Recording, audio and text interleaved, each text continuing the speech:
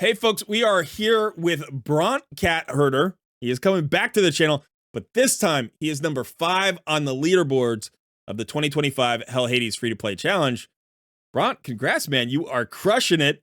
Welcome back to the channel. How you doing? Pretty good. It's been fun crushing this stuff, crushing you beneath my feet, or something like that. Yeah, He's Team Alice, I'm Tween Queen, but we'll have some fun. It's all friendly.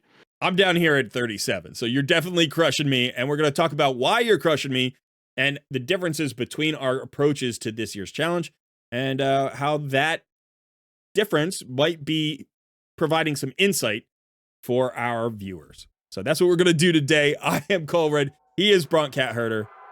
Let's get started.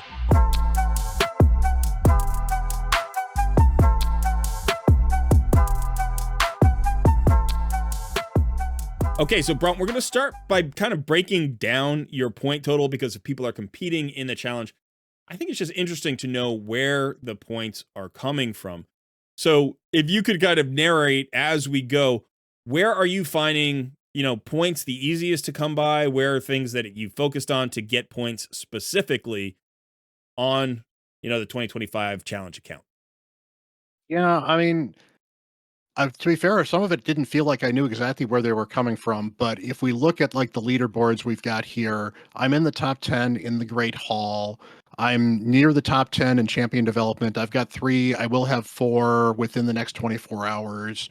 Okay. Faction Wars, I've been pushing, but I'm not up there in the top yet just because I haven't been 3-starring a lot of them. I've just been running some of them fairly high. Classic Arena, I got into Gold 1 early. A lot of it is just a matter of pushing everything just a little bit. And it's one of the things that to be efficient in raid, to use your energy efficiently, you want to go as far as you can and be reliable. So I have used what I can, the knowledge I have with, having played raid for a while, to push myself particularly far, particularly quickly. One of the things I did as a delay, for example, is I actually spent a bunch of time in the event dungeon early on. I actually spent maybe 800 to 1,000 energy in that fairly early on. I may have had 1 5-star in the event dungeon. And I got enough really good gear that while I'm not on the top 10 in speed, I've got an over 200 per speed champion, and then I've got another 195, and then I've got another 190, and then another 186, and then another 180. I've got a bunch of above 170 speed champions. Almost every champion I use semi-regularly has got a speed over 170. And even the ones I'm not using that I'm just throwing gear on to do, they're running 140, 150, because speed is just so important in this game. So having all that extra gear has been helpful. It's given me basically a way to get past things that I might have struggled with otherwise with lesser champions. Yeah. I definitely think gear is a sticking point, especially if you are pushing a lot of 6-star champions, right? Because you might have 7 6-star champions, but if you can only gear 2 of them, then you're not really getting a ton of value out of them. I have not had good gear this year. It's been very, very bad gear. I did the same thing you did. I got into the event dungeon and I pushed that, and I actually did fairly well there to get to a point where I thought I could farm some decent gear, and I just have not gotten drops. I've spent thousands of energy in that dungeon and gotten like 4 usable pieces, which is really frustrating. And I've actually gotten more usable pieces, but a lot of them are accessories for factions that I don't have a champion in. So it's like, that's not helping me either. Yep. But one of the things I'm noticing here is that you are on the top 10 leaderboards for most of the dungeons. So you've put together a decent dungeon team that I'm assuming you're using mostly the same dungeon teaming all of these places with a few substitutions. So why don't we just kind of work through the dungeons a little bit? Here in Dragon, it looks like you're up to stage 17 already. I think I'm on stage 11. So stage 17 is a nice place to get to. Do you farm 16, is it? Are you typically farming 16, or are you just farming the highest stage that you can? I actually am avoiding farming Dragon if I can at all, because the event dungeon is just so much better. Yeah. And I'm farming the event dungeon at 13 now. I think I can do 13 100% or darn close to 100%. 17 in Dragon, I don't remember if 17 was 100% or I had to drop back down to 16 for the 100%. I think 17 was iffy just because 17 is right where some of the you go from like needing 100 accuracy to 175 accuracy. Right. And while my champions are built well, not all of them have 175 accuracy, so they're closer to the 120, 140-ish range. Gotcha. So Dragon is not what I've worked hard on, but Dragon is generally easy. Plus, I pulled Frozen Banshee. So Frozen Banshee allows me to either have her as an accuracy lead, which does help quite a bit, but she's also an MVP in Dragon with Right. Kale, so that helps quite a bit as well. And then I've got Sun Wukong, but honestly, I could certainly swap him out for Alice and have a very similar effect on the account on Dragon at least, because they're probably bringing about the same amount of damage where and then Bowsmith Flannan is the other one, and that kind of if you drop down to Fire Knight, that's the only reason I beat Stage 13 Fire Knight is I had Bowsmith Flannan. As you can see, my 17-minute run there is 17 epic and legendary, and I haven't tried it since. But that was to get the Sacred Shard. Gotcha. Gotcha. So it looks like, Dragon is the furthest progressed, which is typical. That's the way most people have it. I noticed you're not on the board for Ice Golem. Was there a particular challenge there, or was it just that people are ahead of you? People are ahead of me. I'm at 13. I haven't moved back into it since I haven't needed to go back into it for a mission ever since I Okay. got to 13. And 13 was good enough for the mission that I did actually have to do some stuff in. Just double check. Yep, 13 still. My 13 time is a minute 19, so I'm Okay. just off Just the time frame there. Gotcha. But again, Frozen Banshee makes that fairly good. But I don't have a decrease attack champion, so that plus not having Tagore's Revive booked. There's just only so much healing you can do before people are going to drop. And then I think on top of that, Ice Golem 14, and this is always the thing that for some of these stages, well, 14 is actually magic, so 14 is not that bad. But like sometimes the next stage is force. Right. Right. And you get I'm stuck. Yeah. almost all magic. It's Yeah. just it's what the early game is everybody's magic and Right. force sucks. And then here, I'm looking at Fire Knight and Spider, and you're on the leaderboards here, but you're also on the leaderboards for Minotaur. You're here at number 8. You're doing 15 in under 2 minutes. That's really nice. I am at stage 14, and I'm doing 14 in about 2.5 minutes, which isn't far off. And I generally tell people if you can farm at least 14, then it's more valuable to do that, in terms of the energy return from the gems than actually buying masteries.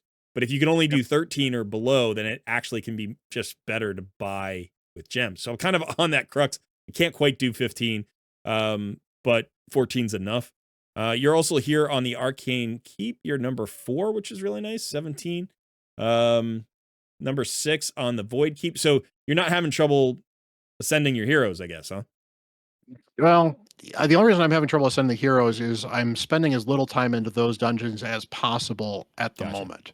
And that's just wise play for the most part. Grab what you need to grab, but it's not worth, at least in my opinion, it's not worth spending 500 energy in a keep to get potions that I can't use on a champion. Sure. Either because I can't actually grow the champion anyway, because I can't, or in the case of some of these things, I don't have a banner. So that 6-star, it's nice. It gives you some extra speeds for Tagore, for example. It's one of the reasons I had raised him to 6-star with the Ascensions. Monkey getting that 6-star, I actually got a banner for him. So it suddenly became, oh, this is a good thing to do. Get that on him. We're good to go. But I'm not spending too much time in there. And I think some of that is also a holdover. I don't know about you on your main account, but when's the last time you really ran any of these dungeons on your main account in Yeah, you any don't. significant amount? Right. Yeah. You get so many potions these days from other sources. I will say though, with all the epics that we started with and all the, like you started with Wukong, you start with Tagore, you start with Ugo, and you need to get all of those champions to 3-star ascended. And that's actually trickier when it's epics in the early game, right? Or legendaries in the early Yeah. game. So it took me like 10 days to get my Wukong hit 3-star ascended, even though I pushed the keep decently far, because it's not quite far enough, right? There are those stages where you all of a sudden get a lot better return on investment. And if you're not there, you don't want to farm it because it's inefficient. And that's why I'm actually not pushing them particularly hard, because Right. if I can get to 20 before I have to actually dive into them, 20 is great.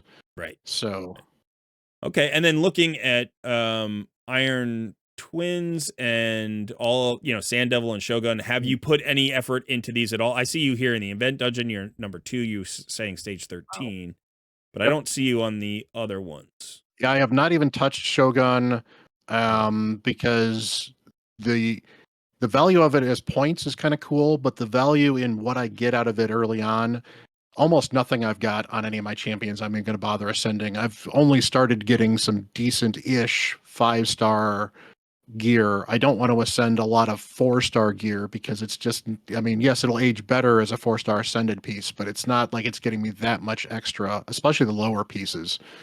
I don't have the reroll ability either, so I Right. felt that that was not good. Some people pushed the Sand Devil when there was the Prism Shard in there.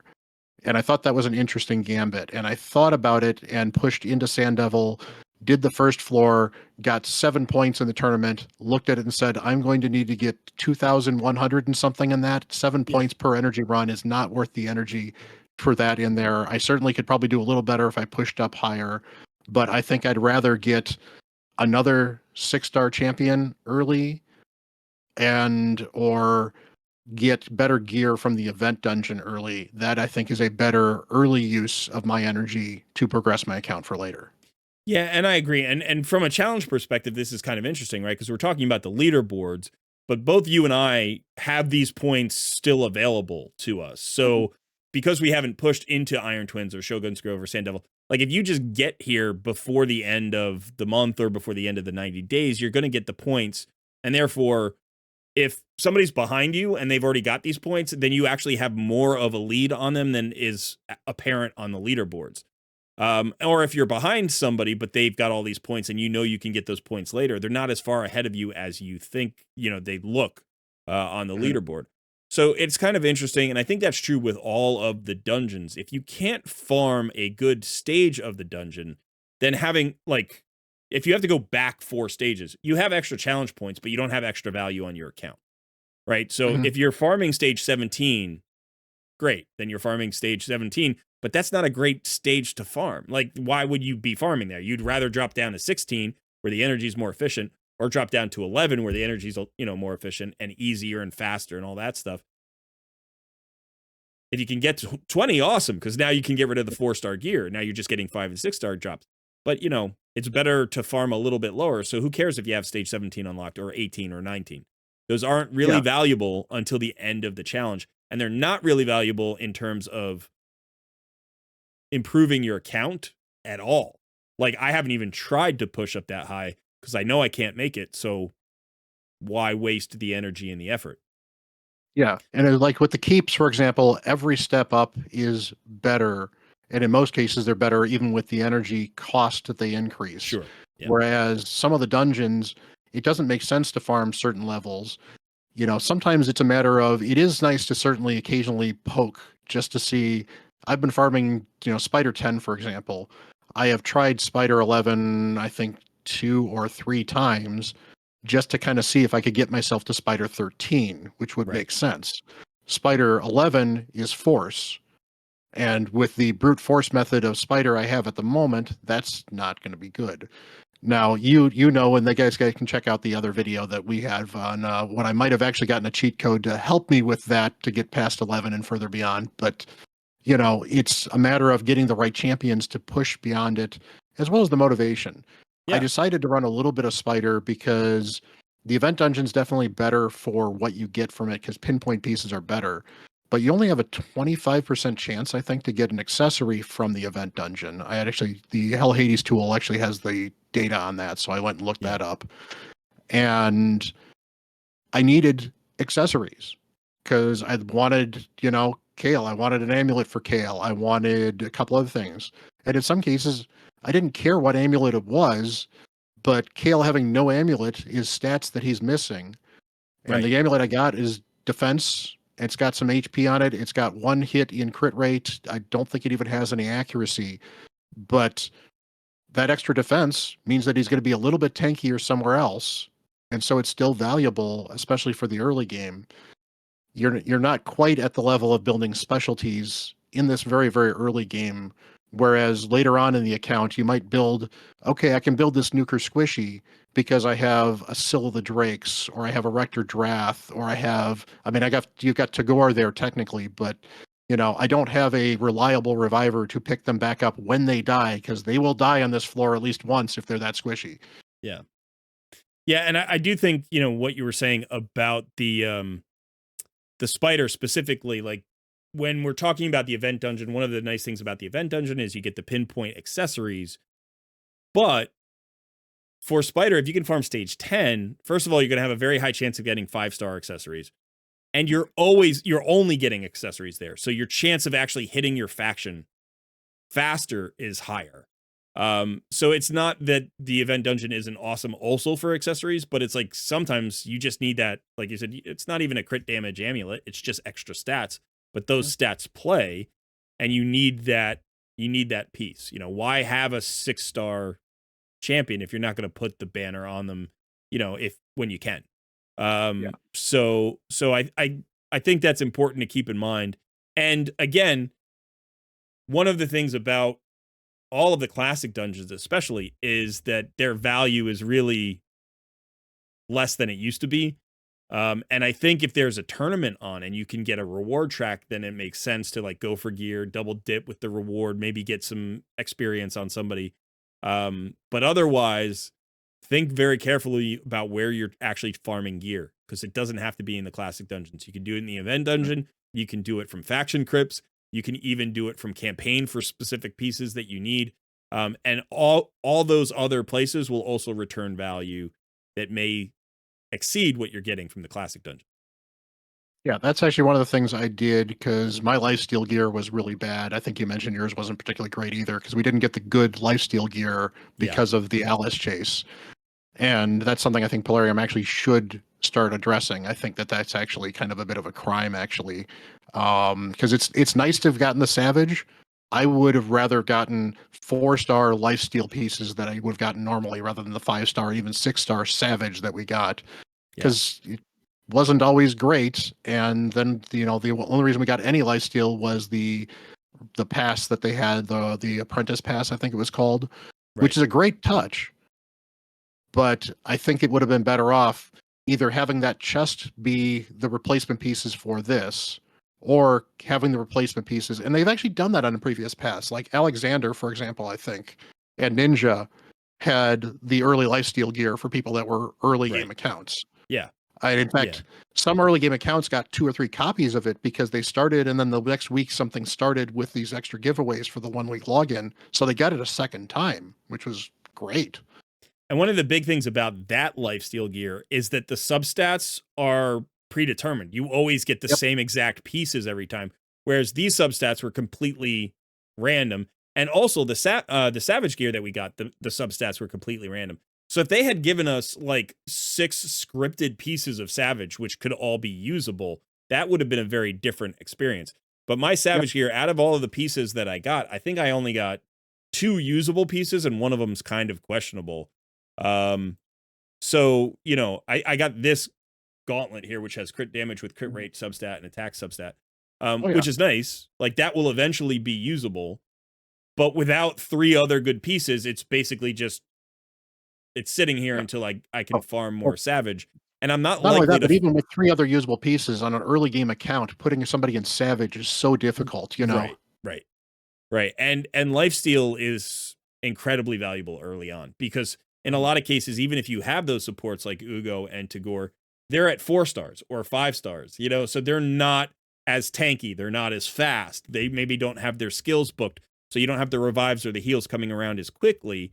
And so having the extra security, the insurance policy of a lifesteal set can be really valuable for your Athel or your Alice, or another damage dealer that you built. You wouldn't probably put Wukong in lifesteal, but somebody else. Well, actually, I did. That's actually what I did. You? I put Wukong in my lifesteal because I figured he was going to be my wave clearer over Kale for the campaign farming, and then I just put Kale in gear with accuracy so I could use him in Clan Boss. And what ended up happening is my Wukong slowly but surely fell by the wayside, and I was out damaging him with Kale because my Kale gear was actually like good gear and his was really bad. And so I pulled him out of lifesteal less than 7 days into the account. But Gotcha. to get him in the lifesteal that was at least tolerable, I farmed the gloves in campaign and got Mm-hmm. 5-star crit rate gloves. And I think I farmed the chest. I farmed the chest and the boots kind of back to back, and then ended up with a chest and then found boots that actually fit him fairly well and had him in an okay lifesteal set, Mm. but he had no accuracy. And the thing that actually ended up kicking me out of using the lifesteal gear was actually the magic keep.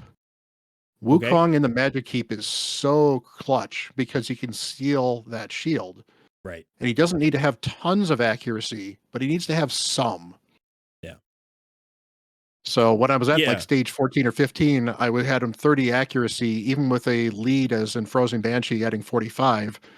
That wasn't enough accuracy. So I needed to get him down to, so I got him 40 more accuracy and 30 more speed by putting him in non-lifesteal gear. And he's the monkey. He's fine. He can die. Right. And that it's interesting that you say that, because if you're going to put him in lifesteal gear in a situation like campaign farming, it makes sense because he's solo. He can't die and come back, right? Yep. Whereas if you're going to use him in a arena or whatever, then you're like, as long as I have one tanky champion who's still alive, Wukong will always anchor to that champion and keep bringing himself back once he's 3-star ascended, obviously. And you have the passive, but Yep. but yeah, so it depends on the use for the champion. So when I said, like, oh, I wouldn't put Wukong in lifesteal, if you're using him as your campaign farmer, it might make complete sense. Yep. And again, you can always change that later on. But regardless of that, I think we both agree that we would prefer the old lifesteal set to the current lifesteal set that they gave us. And we don't find particular great use of the Savage that they've given us for the Alice chase. And, again, it sounds like you've rolled decently well on your own gear, whereas my gear has been absolutely abysmal. And yet, you still find ways in both situations to accomplish your goals as a free-to-play player, right? Whether that's slowing down a little bit or farming a little bit of a lower stage or going into different places like getting into campaign to get that piece to round out your gear. There are a bunch of ways to get creative about it and still find progress, even when you don't pull awesome champions and even when your gear isn't perfect. And I think with a group as large as ours, we're going to see that play out in different accounts in different ways. We were talking earlier about the fact that 2 of the guys at the top of the leaderboard have both pulled Harima. Dante's pulled 2 copies of Harima. And you're like, well, that's game changing. And it is. But if you had, awful gear, you might not be able to implement that Harima. Or if you've got crazy good gear and you don't have Harima, you might even surpass what she can do in the early game. So it really depends on a lot of different aspects of RNG, not just champions, not just gear, but, all sorts of things, including, like we talked about, when you've actually started your account. So, I'm making videos hopefully to help new players figure out how to play the early game, but their early game is going to be different. Even if they just started 2 weeks after my account, their early game is going to be different. But that being said, Bront, okay, so let's jump around a little bit to my account. Now, let's talk shards, because I've been slow rolling, so I'm holding on to all of my shards. We now have a 2 times ancient shard event, so I'm contemplating, first of all, how many shards I'm going to pull some shards, but how many shards I'm going to pull, because we've still got the fusion event coming. But it's going to be 2 weeks now, probably, before the next fusion event. What's your approach to shards been so far? And what do you think it's going to be? Like, are you targeting the first fusion anyway? You think you can still do it? Or do you think you've sort of traded that opportunity away? Well, my initial thing was I pulled shards and I pulled shards till I had, so the first day or 2, it was pretty much yeet everything that comes into my account. And until I got a couple of champions that's like, all right, I've got a 5-person clan boss team I feel kind of comfortable with, and a 5-person dungeon team.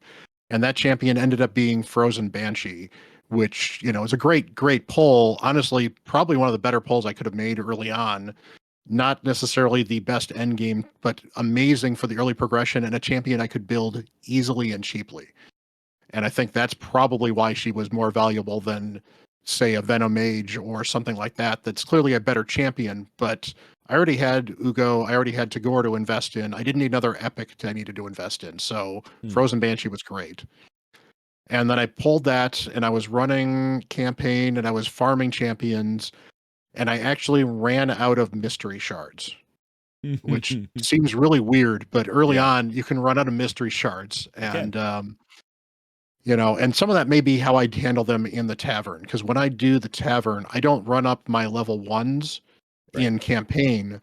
I will feed 3 level ones to another level one and a brew and make a 2-star before I bother running them through campaign. And that's probably not the best strategy early on if you're running up as champions as fast as I am. Maybe it's just a matter of I'm pushing chickens so hard I just was running low, and RNG's been an issue too. You do get mystery shards from all other places as well. So the moment I stop running chickens, they start building up a little bit. So Yeah. I'm slowly building up again. But because I got low on them again, I said, all right, let's yeet a few more shards. And there was something going on. There was an event going on anyway, so it wasn't the worst case scenario. It may have been the summon rush. So I was getting a couple of other events and there was a chance to get something really cool. So I said, okay, you know what? I'll yeet these 10, see what I get. Got a couple of interesting epics, nothing amazing. And then it's kind of come to where I'm running low on chickens or I'm running low on this, or I think I had 2 shards a couple days ago when Ogren was open and I didn't have a rare for either of the 2 factions that was open at the time. So I yeeted those 2 shards and a void, trying to get one of those so I didn't have to farm them. And I think one of them was dwarves, so I couldn't even farm dwarves for it Right. at the time. And so it's like, oh, okay, no, I got to move into campaign and try farming for one of these. And I got lucky with it, so it wasn't an issue, and I got one. But that would have been a bunch of energy I would have lost otherwise. And that's probably not something I would have done a couple weeks further down in the game. But since it was so early, I felt I could justify eating a few shards for the chance of getting a cool champion, let alone something to get me a couple of quests that would help right now. And you did So get I've some learned cool from that champions, clearly. didn't you? Oh yeah, I got some cool champions too. In fact, I did my 2x pulls. You can certainly find those on my channel too. But you know, I got an angry dwarf that I know Colred was jealous of for a long, long time, Yeah, it and was. he's going to transform my account. I was broken up about it. Yeah. Yeah. So Yeah, you pulled the Geomancer, which Geo was probably one of the 2 or 3 most influential champions in last year's challenge because we weren't allowed to get or use legendaries we got from shards. Yep. But I still think this year he's going to be incredibly valuable on your account, on whoever, you know, if you pull him in the first month, he's going to be massive. So already your, you know, we talked on your channel, but already your account strategy is starting to revolve around this guy and how you Yep. can optimize his use and gear him the right way and get him in everywhere. And we're talking Iron Twins, Clan Boss, all the dungeons, Doom Tower, all sorts of things that you can use this guy for.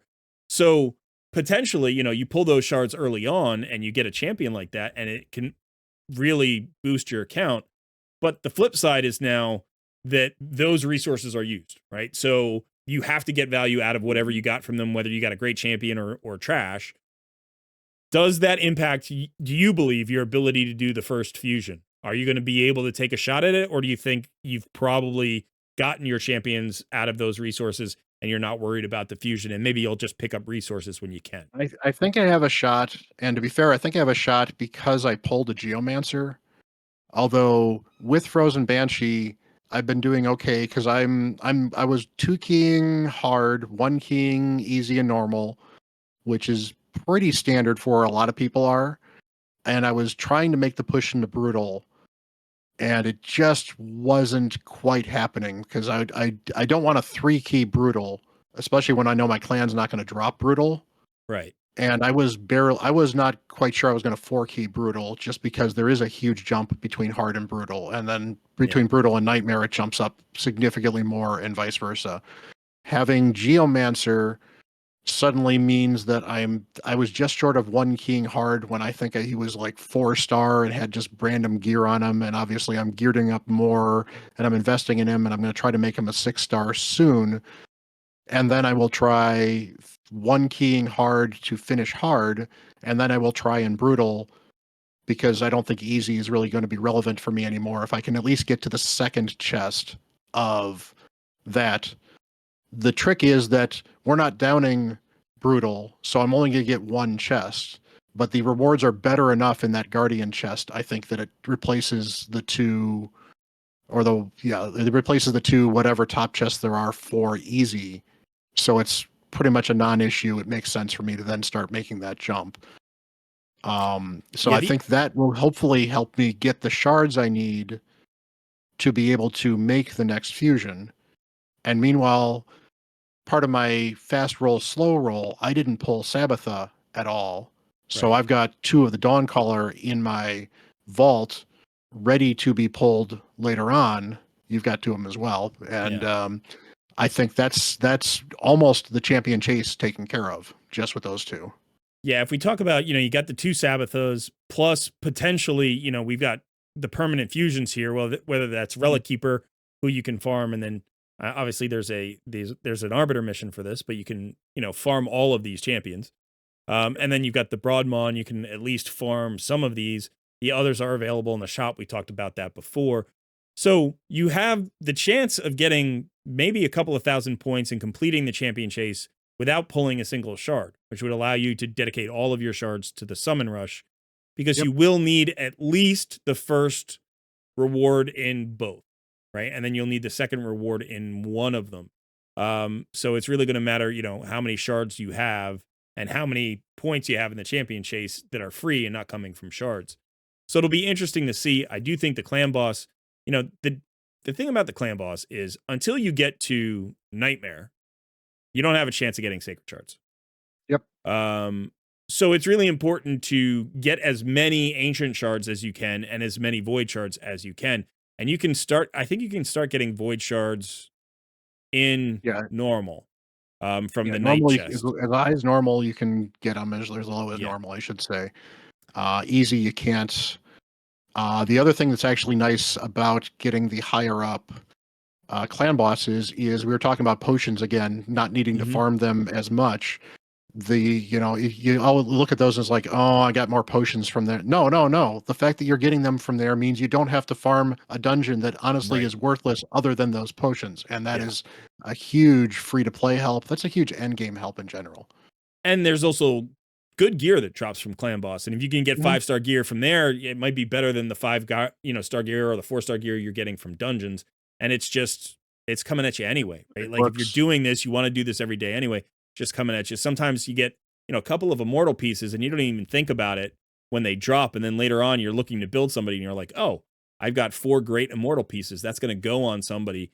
It could go on a support or even on, if you're trying to build, like in your case, a Geomancer who's tanky. Immortal is a set that can play on a champion like that. So it can be a more versatile set or a filler set than you might think otherwise. And you can only get those really from Clan Boss. So even the gear here is good. But I like what you were saying about the potions as well. You're right. Every time I've gotten the superior potions, whatever the tier 2 potions are here, I'm like, oh, that's great. Now I don't have to go farm them. So that's always good. All right, let's And talk that's the only about. place you can get epic books, which is the other thing that's been a Yeah. bugaboo for me as well. I managed to book Ugo mostly fully. I think she's actually entirely fully booked, unfortunately. I got Tagore's A2 booked, and you haven't managed to book her A2 at all. You got him mostly booked, which is pretty Yeah. good. Yeah. And honestly, from an investment standpoint, you can obviously do what you feel you need to. I would probably go into Ugo to get those books into Ugo now to get that the decreased defense and block to 100% because This is the one. that's Yeah, a this is big the one you thing. want. Yeah. And that's kind of what I prioritized over the Tagore, and they're both really good. And I think I went Ugo over Tagore as far as who was going to be more important for my account, but I don't think you can go really wrong either way. The big difference with Tagore is, well, actually, he does what I liked in a lot of revivers for early game carries, is he's a healer and a reviver at the Right. same time. Right. And he's got And that increased speed buff, which is like oh very yeah, helpful when we don't have a speed aura and we don't have a turn meter filler. Like this is the mhm, only way to generate additional speed on my account currently. And so I actually, I get the AoE, the increased speed, the heal, the revive. I very specifically leaned into him over Ugo. And like you said, it's a choice for your account. It depends on who else you have and what your focus is.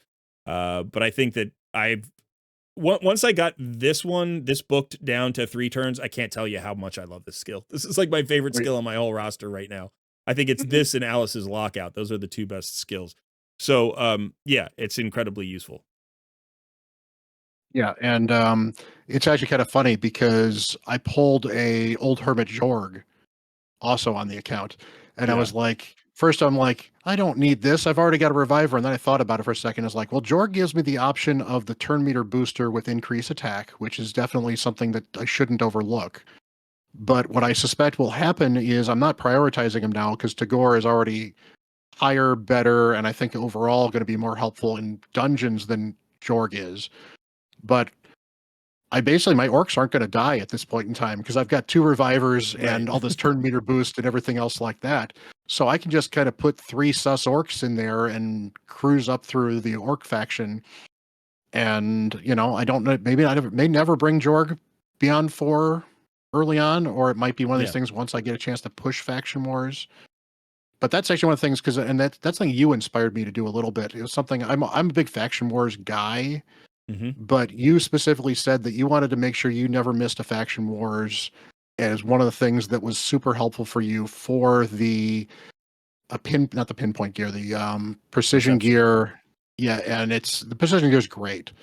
Yeah. And it's definitely worth farming that.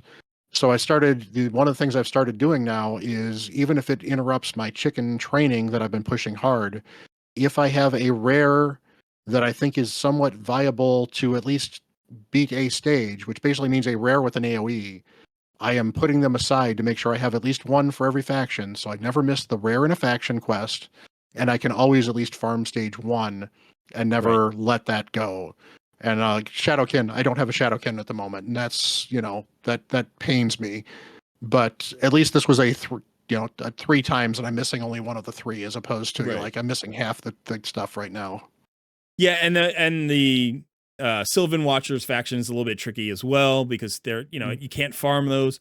But I do think a faction wars focus is critical. And I was a little bit surprised going back to the leaderboards at how few people actually focused on faction crypt. So if you look at faction wars progression, like the top player has 187 stars and the 10th player has 117 stars. I think I'm like close to 10th. I'm 11th or 12th right now, I think.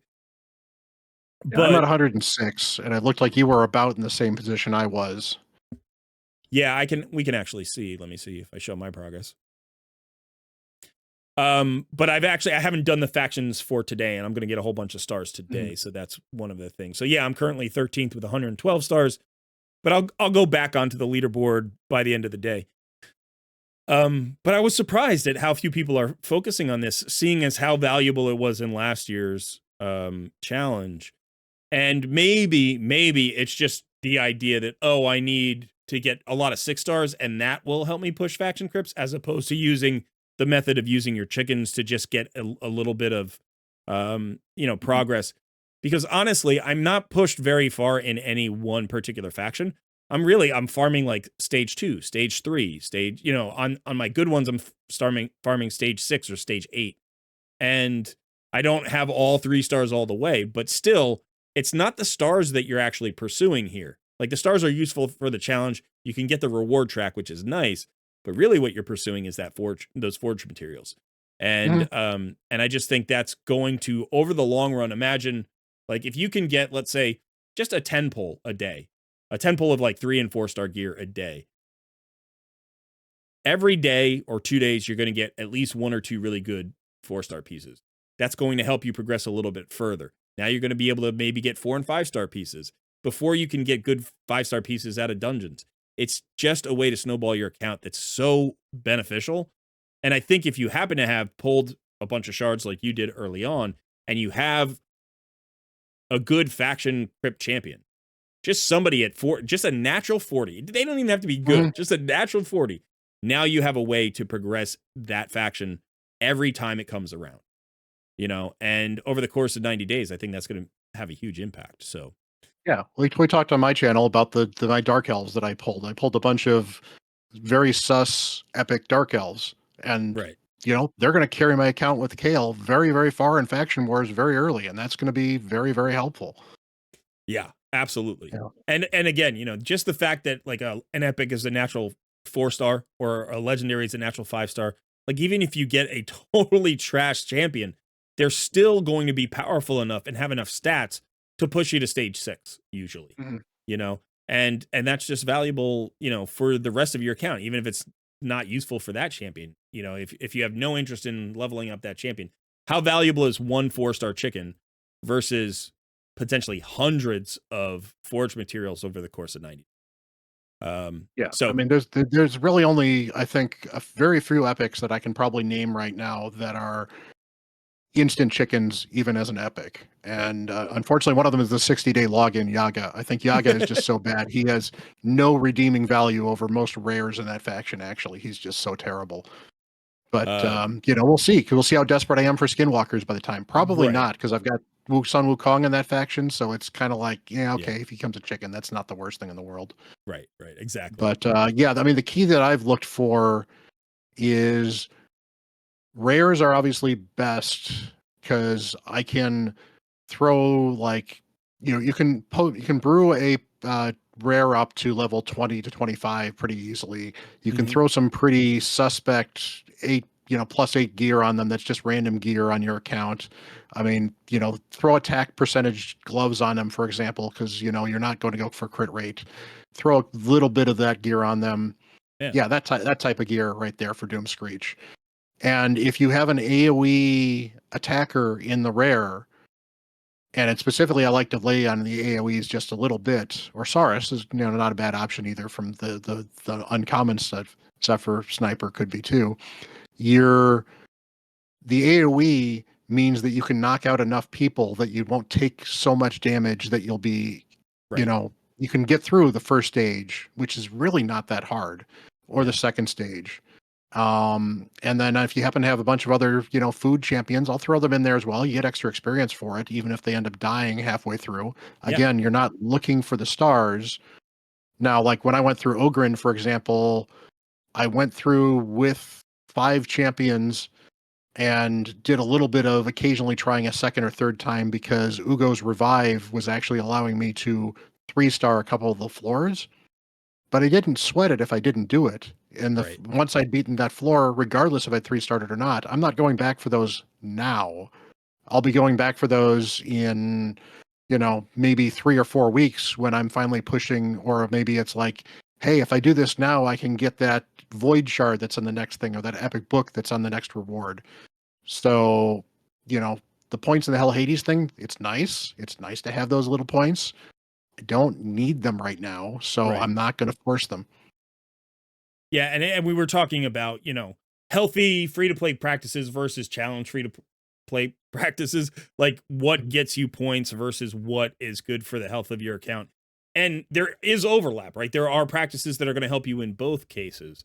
And one of the things here is like you don't really care about stars on faction crypts until maybe you start hunting specific rewards on the track where you're like, oh, I'm getting close to a shard or a book that I need to, max out my Ugo or something. And then you might say, okay, then I want to go back and get some stars because I know I can get this epic book and that's going to finish off her cooldowns or whatever. But otherwise, yeah, the more you push, the better forge materials you get. That's going to help you whether you're pushing in the challenge or not. It doesn't really matter how much time you're spending in the game. You do want to maximize the value of that time that you're spending. And so I think those are the kinds of things where everybody can benefit. But let me ask you this because we're running about out of time. But let me ask you this: just based on your first couple of weeks of experience in this year's challenge, is there something that you've learned for the first time or you've like been convinced of for the first time that maybe, you could share with our viewers? Like if you're doing a free to play account, is there one thing that you would say, oh, this year I learned how to do this and this is something you don't want to miss? Yeah, I think that um, I pushed fairly hard on the missions. Hmm. early on. And I kind of let them guide me quite a bit as to what I was doing. I certainly focused on getting a 6-star first. And that was like one of my first absolute get that 6-star ready to go. But paying attention to the challenges and the missions lets you kind of do some of those early when you're not sacrificing as much. You Right. know, if I can't even farm 12-3 normal, you know, the fact that I'm living in the sewers to get a bunch of those sewer missions done early on is not as much of a compromise as it is when I'm farming 12-3 brutal and I have to go all the way back to the sewers to get some of those challenges done. Plus, I missed all those rewards that are not that great later, but are really good early on. Yeah. You know, you get before the apprentice path, that was the best way to get books. That was the best way to get silver. That was the best way to get a bunch of stuff that the apprentice path certainly had helped us with. And meanwhile, the Arbiter missions also give you some nice, good stuff as well. And a lot of it does have you still in some of the different catacombs or the other stuff like that as well. So there's a couple of missions where you do have to go back into those and get like, because I think there's an early one in the first run where you have to get attack percent chest from, or attack Right. percent something from one of them. It's Yeah. not bad because you can do it at any level, but you have to get an attack chest, for example. Well, do it during the other stuff, but pushing those early on felt like a worthy way to split my time between farming up my next 6-star and doing those missions at the same time. And it, you know, doing the two of those combined kept me focused enough on building champions and chickens to help my account while also branching out into other areas that got me some of the gear that I was probably really going to need to be able to mush up to the next level, Hmm. and the thought of how am I going to construct my roster to be able to beat some of these stages and some of these challenges. So don't necessarily have to push as hard as we did. Like Colered's in the same spot I'm at for the most part. We're getting close to getting the well, he's at the Magic Keep one, so I'm a little further ahead of him. I'm at the Void Keep one, so I'm about 40 missions ahead of where he's at. Or at least I will be at the Void Keep one after the fourth 6-star. This one, right? Um, but getting as many of those done as you can before they lock, because after 7 days they lock you out and they go into the normal rotation, makes life so much easier so that I'm not time gated on those. Yeah. Once you get time gated, however, that's where the slow roll kind of shines anyway, because now you're no longer pressured to, oh, I've got 3 days to go before I can get into the Void Keep, before I can make any progress on these missions. Let me look and see what the next ones are. But I can kind of take some time to hop into Minotaur and get a few more masteries done, or maybe hop into a dungeon and get some gear that I'm missing that would help me out somewhere else. And that energy can kind of flow in a couple different places. And you don't feel the need to use all your gems immediately either, because you need to save those gems, because you never know with RNG whether or not you're going to get the potions you're actually looking for in those keeps. So Yeah, I agree that I think the Arbiter missions are always a great guide, but sometimes you don't realize how useful it can be to push those very hard early on until you do a challenge. And so I think Mhm. I always kind of knew, but last year I definitely saw it. And one of the things that you're talking about is like all the potion keeps are open for the first week, then they lock you out and they go into the normal rotation. So if you can push past where I've gotten to, like if I could have pushed past this during the first week, that would allow me to actually get to this one the first week, which I could potentially push past if that was still open. And otherwise, now you're saying, okay, well, I can only clear, these 10 or so missions in a day. I can't do more than 10 because I have to wait for the spirit keep to open. And there's other stuff like that. There are other things that slow you down, but the potion keeps are a huge one. And all of these resources, like you said, like I don't really care about defense artifacts at some point. But early on, 2 pieces of 5-star epic defense gear could be Oh, yeah. extremely good. In 2 months, I probably won't care, right? But right now, this could be massive for Mike. I'm having trouble with gear. This could be massive. So I do think that whether you're slow rolling or you're doing a challenge account, the first week you need to push hard. After the first week, as a slow roll, player, you can pull back on this a little bit because now you're just playing the game every day and you've entered that mid game grind a little bit and you're like, okay, For a challenge player, though, you want to keep pushing, right? You want to keep getting as much stuff as quickly as possible, especially these 2 legendary skill tomes, because you have so few sources of those until you get to Nightmare and Ultra Nightmare Clan Boss. So those 2 skill tomes can be massive for your Alice or your Wukong or whoever. So, all right, well, Bront, this has been really fun. It's been a good conversation, man. And, so thanks for coming on the channel again. Definitely, by the way, go and check out our collab that we did on Bront's channel. I'll make sure to include a link to that video in the description of this one. But also just go check out the channel. He's got good content. You're going to like it. You got anything to say to the people before we close this one out? Just to follow up quickly on the challenges, that's the one other one. We talked about the challenges a bit as well. And this is actually one thing that I've learned with this in the artifact challenge specifically, and you're not quite there yet. Actually, you're in some of the ones here. There's a couple of these that tell you to put these type of pieces on a champion or put these things on a champion. One of the best things that I did is I had a bunch of these open when they did the free regearing. Yes. So the free regear was so valuable for moving some of the gear around.